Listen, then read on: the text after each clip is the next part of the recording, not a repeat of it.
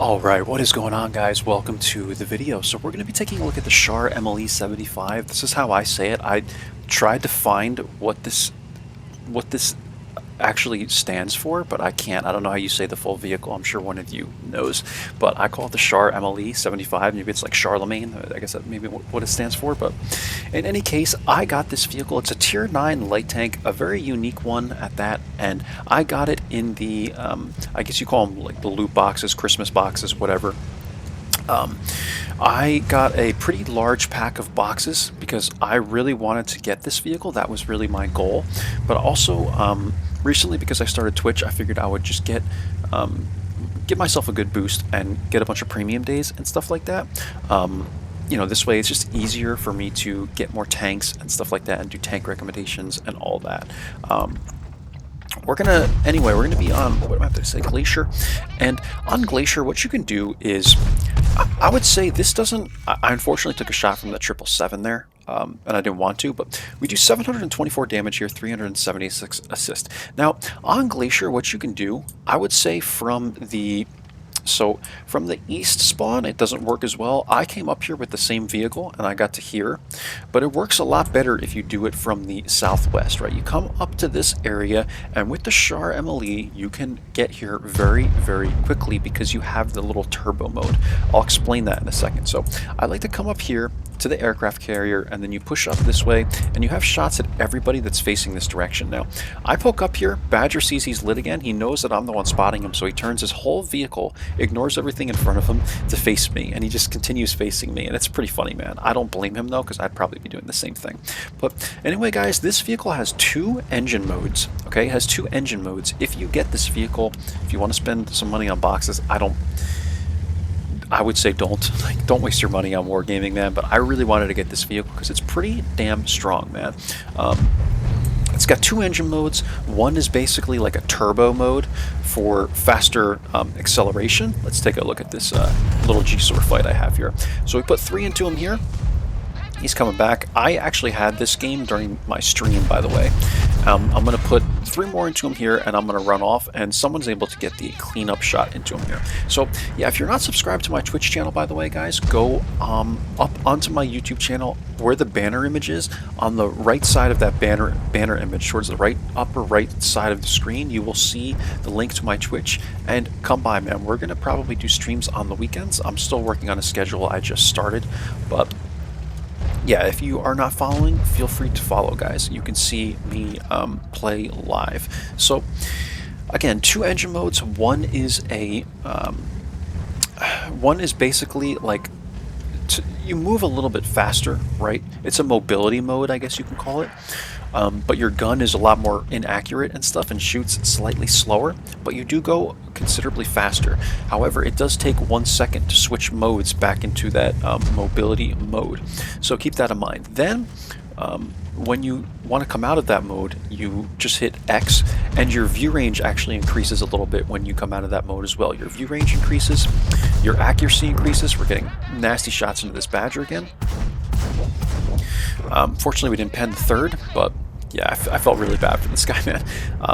Fortunately, we didn't pen the third there, but what I recommend you do if you have this tank is start in the turbo mode, get to where you need to get to, and then turn it off for the rest of the game. You have enough mobility to move around. You get up to like 55, 56 or so kilometers an hour, so you have enough mobility to move around with the turbo off.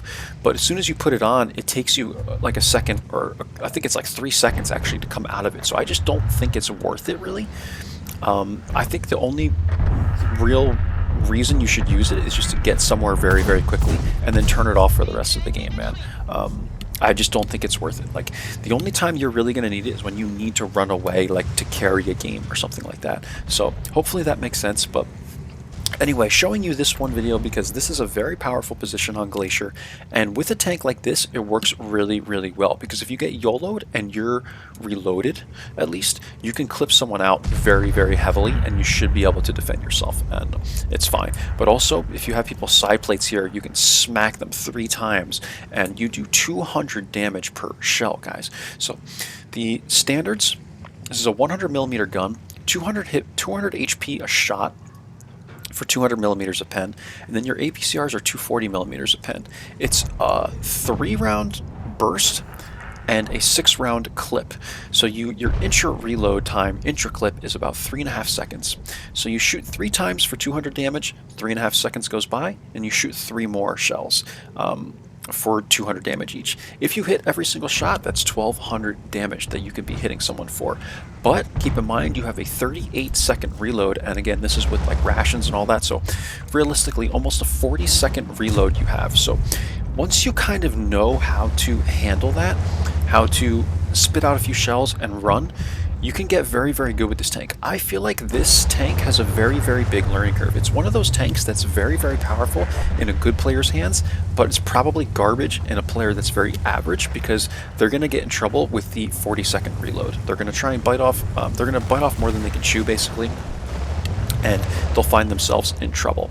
So I'm coming up here just to get a little bit of extra spotting damage and damage. Like, the game's coming to a close, I'm not really needed, but obviously you're going to try and get the best score you can, right?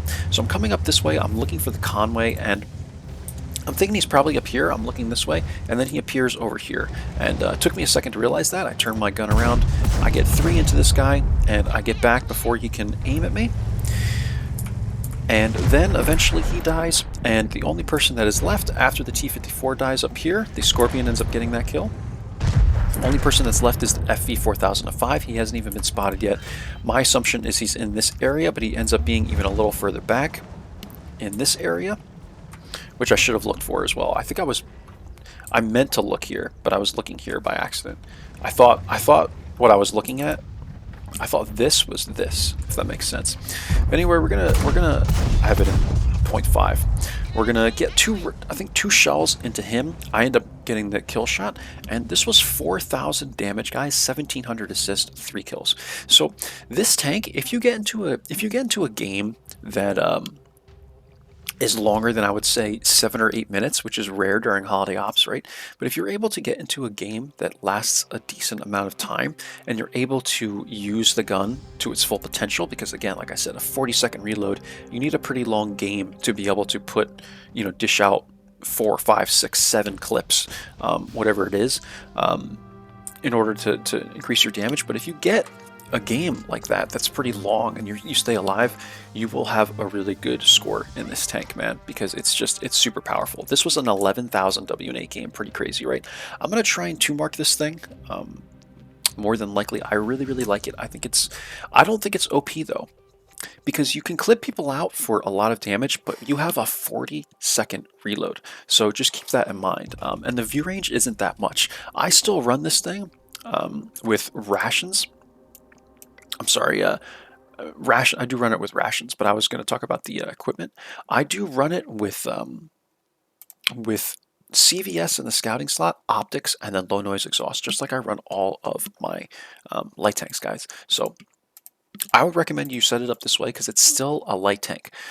Anyway, this was a mastery, 2153 spotting, 4,000 damage, and yeah, like, what a freaking game, right, man? I think I did apply this. I hope I did. And we're top by experience, we're top by damage as well. And here we actually made 84K. And one more thing I want to recommend with this vehicle, guys, is that you load APCRs first. And the reason I recommend that you load APCRs first is that if you have the APs loaded and you run into a vehicle that you know you're probably going to need APCRs to penetrate effectively, you're going to be kicking yourself, man, because there's a 38-second reload, and even if you have intuition, it's a long reload to be able to switch over.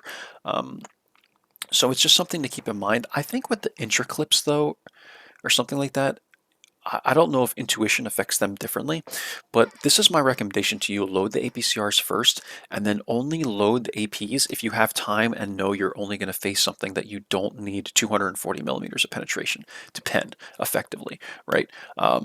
That's my recommendation. It's a premium, so you can afford that. And again, you only have, let's see, it's a 6-round clip, so you have, let's see, 3, 3, and 1. You only have 7 clips on this vehicle. So I run it split. I do 3 APs, 3 APCRs, and 1 HE. I'm almost about to get rid of the HE and probably just run 4 APCRs and 3 APs. It's really up to you. I haven't really run into a big problem with it yet, but if you get into a game even longer than the one I showed you, you're going to have a problem, man, because you only have 7 clips. So just be really, really careful with how you spend those shells. Um, Over the first 20 battles I played in this thing, I averaged a 70% win rate, which is pretty damn good, and 1735 damage. And this was my first mastery, so it took me 20 battles to get a mastery. And that's pretty much it, guys. I think I said everything I wanted to say about this vehicle, but don't go spending a bunch of money to get the loot boxes to get this vehicle. But if you do happen to get it, definitely play it. It's a very powerful and fun tank to play, in my opinion, and it's something a little bit different. All right, there you go, guys. Mastery in the Char MLE 75, and I hope you enjoyed. I'll catch you for the next one, guys. Take care now. Bye bye.